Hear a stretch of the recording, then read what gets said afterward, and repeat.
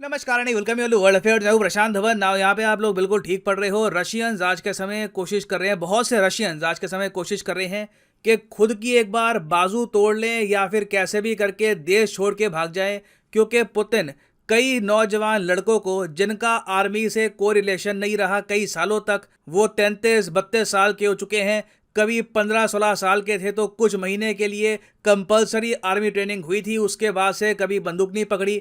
अब अचानक से उनको यूक्रेन वॉर में धकेला जा रहा है, तो इसलिए कई जवान मेल रशिया में कह रहे हैं मैं मरना नहीं चाहता, मुझे मत भेजो यूक्रेन में। यहाँ पे आप देख पाओगे ये इमेजेस कॉमन है, मॉस्को में कई लोग प्रोटेस्ट कर रहे हैं कि यूक्रेन की वॉर स्टूपिड है, ये ख़त्म कर देनी चाहिए, बिना वजह लोग मारे जाएंगे।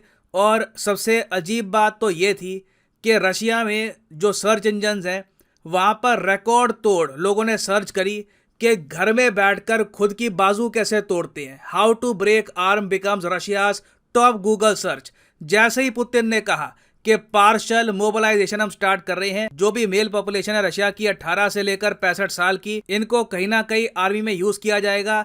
लोगों में पैनिक मच चुका है, लोग इस वॉर का पार्ट नहीं बनना चाहते। अब ऑब्वियसली ऐसा नहीं है कि पूरी रशिया की मेल पॉपुलेशन दूर भाग रही है, मगर एक साइजेबल नंबर दिख रहा है जो पुतिन की वॉर से एग्री नहीं करता। ये लोग नहीं चाहते कि जो इनकी लाइफ चल रही थी, जो भी मतलब इनका कह लीजिए, कोई मैरिड हुआ है अभी रिसेंटली, कोई पढ़ाई कर रहा था, किसी को अपने माता पिता का इलाज कराना है, वो सब छोड़ के उनको सीधा यूक्रेन की बॉर्डर पे खड़ा कर दिया जाएगा। और मेरे एक्चुअली कुछ रशिया में दोस्त वगैरह हैं, वो मुझे बता रहे थे कि इवन दो कई लोगों ने अपने घर में अपनी बाजू तोड़ने की कोशिश करी। क्योंकि देखो होता क्या है, मान लो एक नौजवान लड़का है 28-30 साल का, उसको रशियन गवर्नमेंट से चिट्ठी आ जाएगी, हाँ भाई याद है आपने 15 साल पहले जो कंपलसरी मिलिट्री ट्रेनिंग थी उसमें पार्टिसिपेट किया था, चलो अब आ जाओ, तुमको थोड़ा सा बंदूक चलाना हम सिखा देंगे, उसके बाद तुमको यूक्रेन की बॉर्डर पे हम खड़ा कर देंगे। तो इस सब से बचने के लिए अगर वो नौजवान लड़का अपनी बाजू तोड़ता है और ये सोचता है कि बाजू तोड़ने से वो बच जाएगा,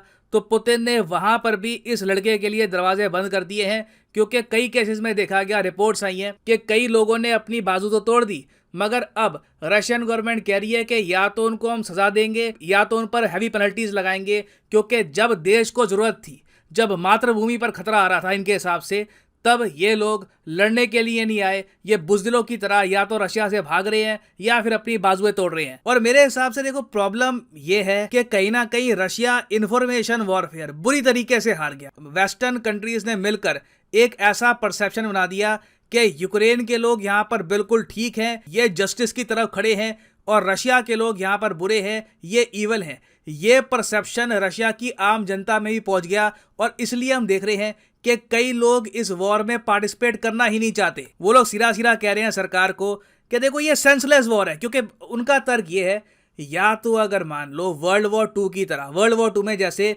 नाजी जर्मनी ने यूएसएसआर पे अटैक किया था, रशियंस के पास कुछ ऑप्शन थी नहीं। उस वक्त एक 18 साल का लड़का अपनी फैमिली को ना बिल्कुल देशभक्ति के नाम पर अपने गांव में छोड़ के गया, फिर बॉर्डर पे जर्मन से लड़ा। क्यों? क्योंकि उसको पता था कि अगर जर्मन्स को मैंने नहीं रोका ना, तो फिर जर्मन्स मेरे माता पिता को मारने के लिए आएंगे, मेरे गांव को मारने के लिए आएंगे, तो मैं एक बार को अपने देश को बचाने के लिए लड़ूंगा। तो वो भावना और थी। आज के समय पुतिन जो कर रहे हैं यूक्रेन में, देखो अब यूक्रेन ने काफी बार बोल दिया कि नेटो ज्वाइन नहीं कर रहे, 85 बार बोल चुका है ज़ेलेंस्की कि नेटो ज्वाइन नहीं कर रहे, मगर तब भी जब ये वॉर खत्म करने का एक मौका था पुतिन के पास, तब इन्होंने वॉर खत्म नहीं करी, ये लगातार एग्रेशन करते गए।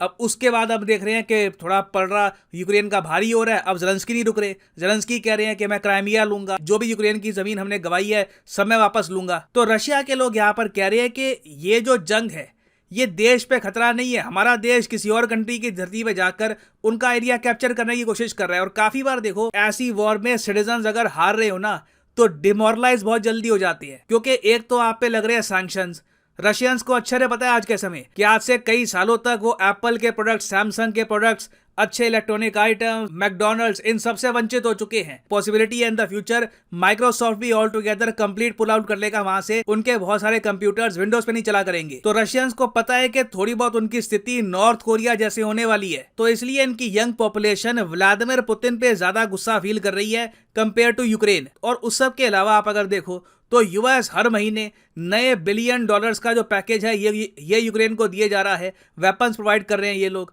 तो रशियंस ये भी समझते हैं कि रशिया के पास आज के समय हथियारों की भी कमी है। इनको अगर बॉर्डर पे भेज भी दिया जाएगा तो पॉसिबिलिटी है कि इनमें से कई लोग मारे भी जाएंगे बिना वजह। तो इसलिए देखा जा रहा है कि रशियंस आज के समय कहीं से भी उनको मौका मिल रहा है, कोशिश कर रहे हैं छोड़ने की अपना देश।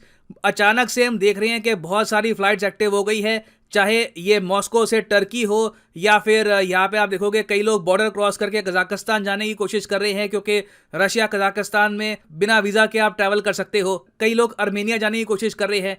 कई लोग तो फिनलैंड की बॉर्डर के सामने खड़े हो गए हैं और कोशिश कर रहे हैं कि फिनलैंड में इनको असाइलम मिल जाए। हालांकि रशियन गवर्नमेंट ने और जगह जो बॉर्डर की फोर्सेज है सबको बोल दिया है कि कोई फीमेल अगर बॉर्डर पार करना चाहे वो अलग बात है, उनको जाने दो। कोई अगर तुमको मेल दिख जाता है जिसकी एज 18 से 65 है, उसको तुम्हें जाने नहीं देना। और आप इमेजिन कर सकते हैं ऐसे टाइम में बला का करप्शन हो रहा होगा पूरे रशिया में, और हो भी रहा है। क्योंकि आप इमेजिन करके देखिए, जो रशिया में रिक्रूटमेंट ऑफिसर होगा, जो चिट्ठियां बना के भेजता है घरों में कि जी आपका नंबर आ गया है, आ जाओ, आपको लड़ना है यूक्रेन में, उनको कितनी ज्यादा रिश्वत दी जा रही होगी आज के समय। रशिया ऑलरेडी करप्शन के मामले में एक बहुत खराब कंट्री है, और अब हम देख रहे हैं कि जो मिडिल क्लास है, जिनके पास कुछ लाखों रुपए हैं, जो एक बार को 20-30 लाख रुपए की रिश्वत देकर एक बार को रिक्रूटमेंट ऑफिसर को थोड़ा बहुत कह सकते हैं कि या तो हमारा नाम डिले कर दो, हमारा नाम यहाँ पे मत लाना, या फिर ऑल टुगेदर लिस्ट से नाम उड़ाई दो। वो लोग तो बच रहे हैं यहाँ पर, मगर जो lower class, lower middle class का आदमी है, जिसके पास रिश्वत देने के भी पैसे नहीं है, वो बहुत बुरा फंस चुका है। तो इससे अब ये बात क्लियर हो चुकी है कि पुतिन का जो प्लान है कि 3 लाख सोल्जर्स ये मोबिलाइज करेंगे, सिविलियंस को बनाएंगे सोल्जर्स, ये अभी के लिए सक्सेसफुल नहीं हो रहा। काफ़ी इसमें प्रॉब्लम्स आएंगी। अब इसका डायरेक्ट इम्पैक्ट क्या होगा आप नोटिस करोगे, ब्रिटिश मीडिया, यूके मीडिया, हर तरफ लोग खुशियां नहीं मना रहे इस बात की। लोग कह रहे हैं कि अब रशियन भालू जो है, रशियन बेयर, ये बिल्कुल कोने में फंसता जा रहा है, और अब खुल के आर्टिकल लिखे जा रहे हैं कि हाँ, पुतिन न्यूक्लियर वेपन्स इस्तेमाल कर सकता है। मेरे हिसाब से देखिए, एक पॉसिबिलिटी ये है कि पुतिन एक टैक्टिकल न्यूक्लियर वेपन यूक्रेन की धरती पर, जहां पे बिल्कुल खाली ज़मीन है, कोई रहता ना हो, वहां पे वार्निंग दे करना विस्फोट कर दे और यूक्रेन को बता दे कि हमने जानकर खाली धरती पर एक टैक्टिकल बॉम्ब गिराया है, ताकि आपको एक मैसेज हम भेज पाएं कि ये हम कर सकते हैं, अभी सरेंडर कर दो या पीछे हो जाओ, नहीं तो अगली बार हम आगे तुम्हारे जो सोल्जर्स हैं उन पर ये टैक्टिकल न्यूक्लियर बॉम्ब गिरा देंगे। तो ये पॉसिबिलिटी है। बहुत हद तक मैं कहूँगा कि इसके चांस हाई है। ये जो मैंने आपको बात बताई है आर्टिकल में नहीं है, ये मेरी खुद का एक एनालिसिस है। आर्टिकल में तो ये लोग ओपनली कह रहे हैं कि सिविलियंस पर रशिया बॉम्ब गिरा सकता है डेस्परेशन में आके, क्योंकि हम वहां पर पहुंच रहे हैं। We are very very close to that. और उम्मीद मेरी यही है यहाँ पर कि कहीं ना कहीं यूनाइटेड नेशंस फाइनली अपना काम करे, इंश्योर करे कि इमीडिएटली जो भी वॉर है ये रुक जाए, लोग टेबल पे आए, वापस बैठकर बातचीत हो। कोई भी ऐसी प्रॉब्लम नहीं है जो बैठकर हम सॉल्व नहीं कर सकते। ये सब करने की कोशिश अग्रेसिवली करनी चाहिए, नहीं तो मैं आपको बता रहा हूं, the world is heading towards a nuclear strike. और एक बार ये न्यूक्लियर स्ट्राइक रशिया ने कर दी ना, तो फिर आप देखोगे जंगों में nuclear bomb, tactical nuclear bomb गिराना ये नॉर्मलाइज हो जाएगा। फिर और देश भी करा करेंगे। इससे दुनिया ही एक अनस्टेबल भविष्य की तरफ जाएगी। तो ह्यूमैनिटी के भविष्य के लिए बहुत ही इंपॉर्टेंट है कि जल्दी से जल्दी यूक्रेन रशिया वॉर रोक दी जाए। और फाइनली यहाँ पर मैं ये भी ऐड कर दूं कि आप किसी भी एग्जाम की तैयारी कर रहे हैं, चाहे UPSC, SSC, bank, NEET, IIT, JEE, comment section में जाओ इस वीडियो की, और यहाँ पे पिन कमेंट में आपको मिलेगा ये लिंक, और यहाँ पे आप परचेज कर सकते हैं the course of your choice. For example, let's say आपको परचेज करना है आईआईटी एग्जाम का कोर्स, तो सिंपली यहाँ पर क्लिक करिए आईआईटी पर, और यहाँ पे आप परचेज कर पाएंगे कोर्स ऑफ योर चॉइस। और जो प्राइसेस यहाँ पर लिखी है ना, फॉर एग्जाम्पल यहाँ पे आप देख पाओगे लिखा है कि आप 42 मंथ का जो कोर्स है ये आप परचेज कर सकते हैं सिर्फ 1900 रुपये पर मंथ देकर। ये प्राइस पे करने की आवश्यकता बिल्कुल नहीं है। सिंपली यहाँ पर कोड यूज़ करिए PD10 और प्राइसेस गिरना स्टार्ट हो जाएंगे। ये कोड आपको डिस्काउंट देगा यूपीएससी, एसएससी, नीट, किसी भी एग्जाम के कोर्स में on Unacademy. So use the code PD10 and save your hard earned money. So इसी नोट के साथ ये है वीडियो का अंत। Thank you for listening and as always god bless you all.